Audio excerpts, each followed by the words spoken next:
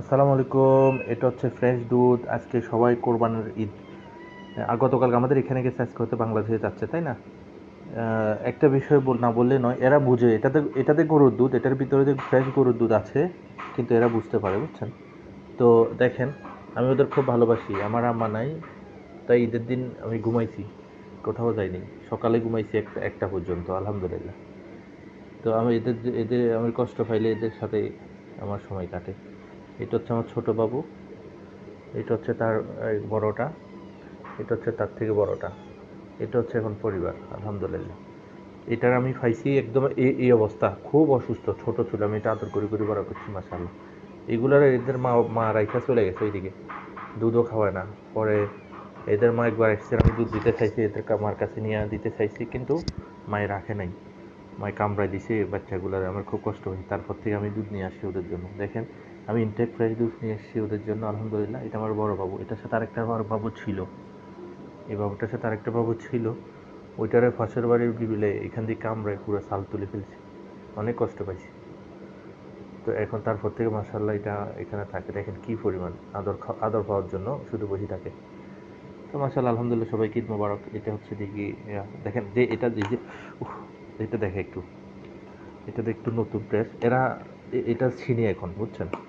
আমি যখন এটা খুলতে চেষ্টা করি, এই যে দেখছেন, এটা একদম একটু একটু অবর, একটু একটু একটু সবর সবর, ইয়াল্লা সবর, ইয়াল্লা সবর, সবর সবর।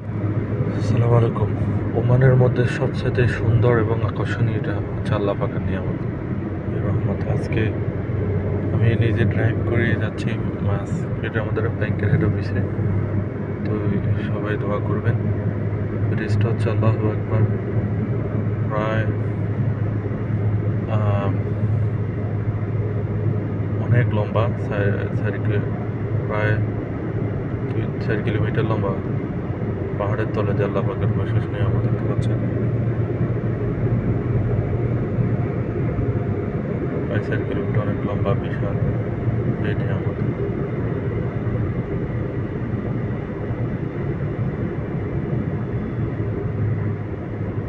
আল্লাহ সুবহানাহু ওয়া তাআলার সবচেয়ে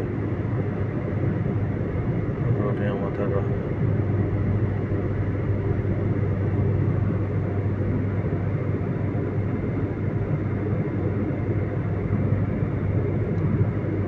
এই যে ওইখান থেকে শুরু করছে, এখানে শেষ হয়েছে, দেখতে পাচ্ছেন। আল্লাহু আকবার।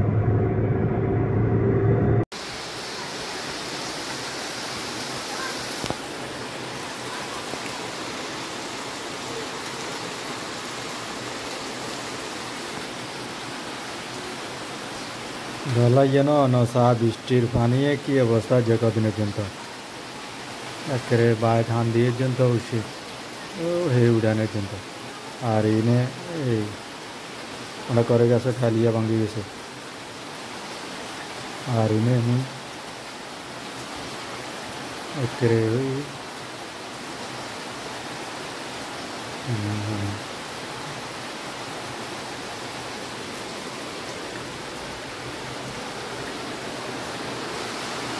ইলেনের উড়ানোর কাহানি, ইনে ইটে রাস্তায় কাহানি।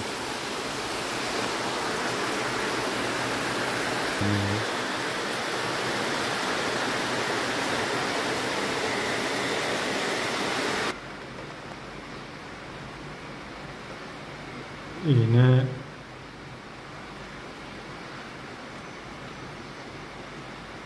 সাগরিকাকে জায়গায় পরিষ্কার করছে।